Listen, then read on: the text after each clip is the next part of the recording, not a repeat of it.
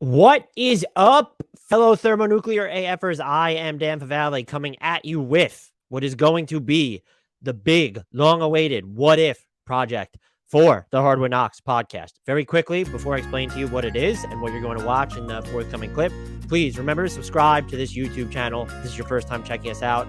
Like and comment on our videos. Help the algorithm love us back. It means a lot. Your subscription is the most important thing. Hit that subscribe button. And again, it will genuinely mean the world. So very quickly, before we get into this, the what if project was I polled people who cover, root for, intimately follow every team, all smart people who know what they're talking about their biggest what if for that franchise. And so we're going to get into their response. This is something that I worked on for Bleacher Report. You can check out the full project. The link is in the description, but these will be released in single team clips over the course of 2 weeks as we get to every single team. If you enjoy it, again, like, comment, subscribe. It means a ton. And also let us know your biggest what if for your team if you're onto that video in the description. I'll also include a link to the full playlist. But again, these will be releasing over the course of 2 weeks. So come back and check to see if your team has been posted if it hasn't been already. Without further ado, let's get to another NBA what if. Next up is the New York Knicks.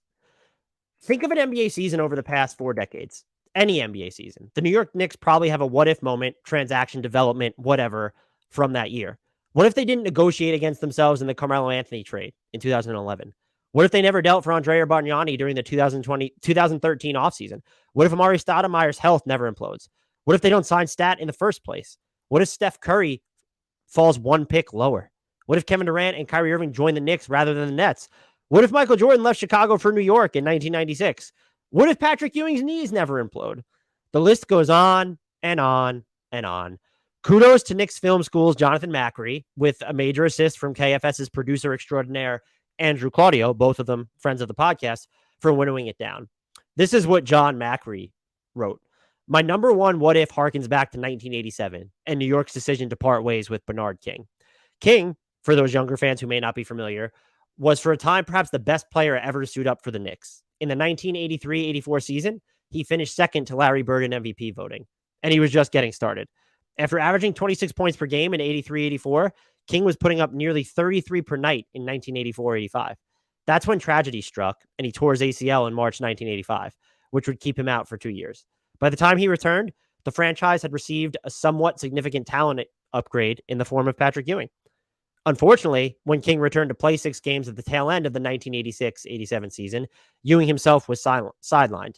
Knicks brass never saw them share the same court, but nonetheless decided to move on from King despite him having just turned 30. It turned out to be a big mistake. King caught on with Washington, steadily building his scoring average back up over the next 4 seasons, from 17 to 20 to 22, and then all the way up to 28 per game in the 1990-91 season, a feat that resulted in an all-star berth and selection to the All-NBA third team. New York, meanwhile, was wasting the talents of Ewing, who had just finished with consecutive top 5 MVP finishes, not to mention Mark Jackson, the 1988 Rookie of the Year, who made an all-star team in his second year, and the newly acquired Charles Oakley. They were good, but not quite good enough, with a glaring need for a scoring wing in place of sub-elite talents like Gerald Wilkins, Johnny Newman, and Kiki Vandeweghe. King would have been a perfect fit, perhaps even good enough to make the difference against the Bulls in a 1989 second-round defeat that turned out to be Rick Pitino's last games as Knicks head coach. Ultimately, this isn't a perfect what if because King's return was short-lived thanks to another knee injury in 1991. Still, the greatest question in franchise history will always be what Ewing would have been able to do with a true running mate. We nearly had the answer, Macri wrote, but unfortunately, Knicks fans will always be left guessing.